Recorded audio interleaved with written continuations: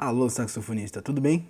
Eu tô bem também. Eu sou o Thiago Oliveira, editor aqui nesse canal, e no Desmistificando de hoje o assunto é respiração. Nessa aula de hoje o Pablo vai falar um pouquinho para você que tem dificuldade na hora de respirar, ou que vai tocar aquela música que tem bastante nota e chega no final da frase e já acabou o ar, você não consegue completar. Bom, se você tem algum tipo de problema com respiração, essa aula de hoje foi feita especialmente para você. Fala pessoal, bem-vindo a mais um Desmistificando Sax e hoje a gente vai falar sobre respiração. Por que a gente estuda respiração no saxofone? Essa é a grande dúvida que a galera tem aí sobre saxofone. E basicamente a gente estuda respiração no saxofone porque o nosso saxofone ele é um instrumento de sopro, né? Assim como, enfim, muitos dos instrumentos da família do sopro, a gente precisa estudar a nossa respiração. Eu costumo comparar a respiração, certo, como o arco do violino. Imagina só um violino sem arco, não sai som, né? Ou se a pessoa não tem domínio de arco. Talvez você não saiba, mas o instrumento de arco, certo? Violino, violoncelo, contrabaixo, enfim, instrumentos de arco, eles trabalham notas soltas. Geralmente se trabalha com a movimentação do arco. Eles, enfim, tem toda uma questão de como que pega no arco, né? Tô pegando aqui a caneta como se fosse o arco. Mas toda a questão de como que pega o arco, a mão, o peso do braço, o movimento do braço, certo? O movimento, enfim, nossa, X coisas lá, matemáticas, né? Que vão melhorar a sonoridade dele. E por que nós, instrumentistas de sopro, não damos a mesma importância que os instrumentos de arco dão pro arco, né? Por que a gente dá a nossa, enfim, o devido valor para o sopro, se a gente toca um instrumento de sopro? Essa é a grande questão, né? Uma coisa que eu vejo equivocada, certo? E a gente já vai desmistificar aí essa questão no estudo de respiração pro saxofone, é que muitos saxofonistas pensam que a gente deve estudar a respiração para ganhar um volume, certo? Um volume pulmonar. E a grande questão que eu coloco para vocês é: será mesmo que a gente precisa de todo esse volume pulmonar? Né?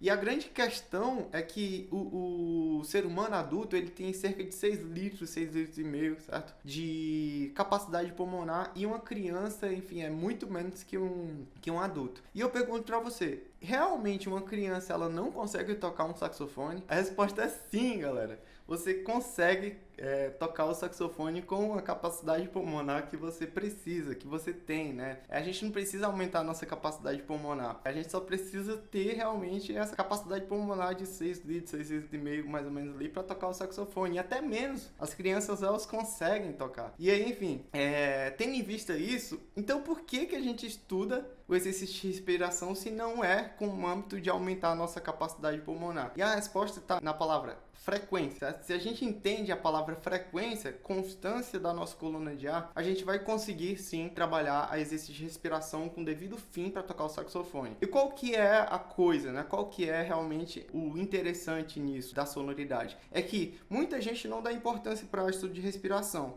mas você só consegue realmente ter um som estável, bem colocado, presente, bonito, se você controla essa parte da coluna de ar, da respiração, de como que você emite a sua coluna de ar com frequência, com a mesma frequência, né? E aí a grande questão agora é como que a gente trabalha a constância da nossa coluna de ar através do exercício de respiração. E aí eu vou passar um exercício rapidinho aqui de respiração para vocês, que é simples, certo? A gente conta de 1 até 5, 1, 2, 3, 4, 5, e aí a gente respira.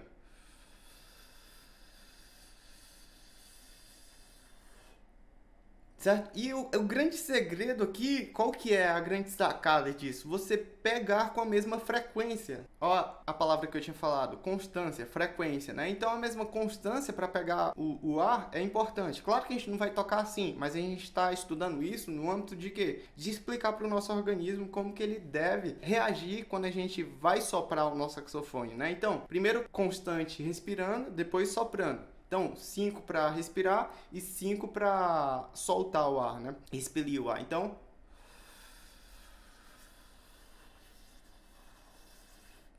para aqui, conta até 5, 2, 3, 4, 5 e solta.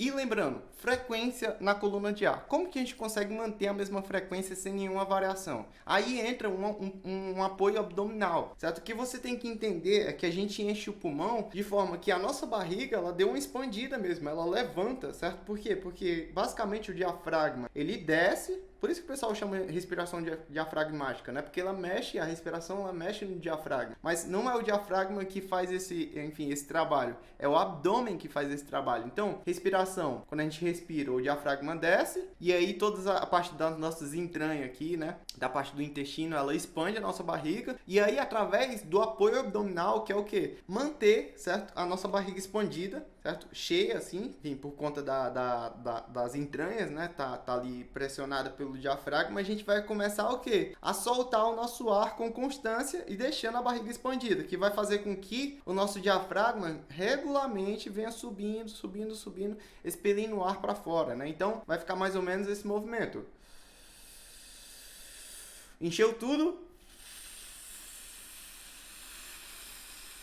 E aí, basicamente, certo, a gente consegue manter a mesma frequência de ar. Por quê? Porque a gente foca no abdômen. Um grande erro da respiração que eu vejo as pessoas falando é: você tem que focar em manter o diafragma e utilizar o diafragma e ninguém sabe como que utiliza esse diafragma e na verdade ninguém tem que utilizar diafragma nenhum. A gente tem que focar no apoio abdominal. O diafragma é um movimento quase que involuntário. Se não fosse o abdômen, a gente nem conseguiria manter esse apoio, certo? Então o apoio ele vem de onde? Ele não vem do diafragma, ele vem do nosso abdômen, certo? O diafragma só é um músculo aí sanfonado que está, enfim, entre a parte de cima dos nossos órgãos do corpo e a parte de baixo das entranhas, que enfim, é tudo que tá ali para baixo, né? Tripa, as coisas todas. Então a gente vai respirar e a nossa barriga vai expandir e a gente vai deixar a nossa barriga inchadinha, certo? Pra gente manter o apoio abdominal. Pessoal, eu não sei se vocês já sabem, tem um exercício que a galera faz, que é o quê? Coloca um livro aqui na barriga e aí você deita no chão e respira. Esse livro, ele vai o quê? Ele vai levantar, né?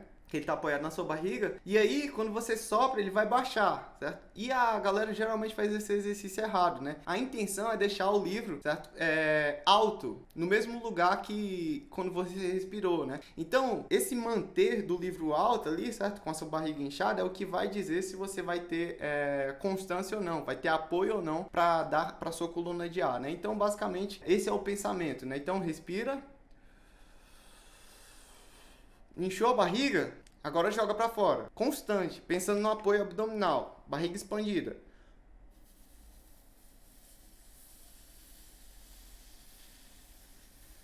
E pronto, pessoal. Basicamente é assim que a gente consegue manter o apoio abdominal, através de pensar dessa pressão abdominal, desse apoio abdominal, para dar condição para nossa coluna de ar ela sair na mesma frequência, na mesma constância, né? E aí basicamente a gente consegue ter o quê? Uma sonoridade mais presente, uma sonoridade mais estável, né? Porque basicamente o que se estuda para sonoridade no saxofone é isso, é a estabilidade. Geralmente o que as pessoas elas se equivocam em relação ao sopro é que a gente tem que soprar muito, com muito volume. Não, a gente não precisa soprar com muito volume. A gente precisa soprar com frequência, constância. Por quê? Porque isso vai trazer uma característica sonora saudável para o seu som, que é a estabilidade do seu som. Tendo visto o exercício de respiração, certo, pessoal? Eu indico que vocês façam isso em 6 tempos, em 7, em 8 tempos, em 9 tempos, enfim, 10, 11, 12 tempos. Notem que quanto menor a contagem, certo? Por exemplo, a gente fez aqui em 5, né? Mais volume de ar eu tenho que pegar e mais volume de ar eu tenho que soltar. E quanto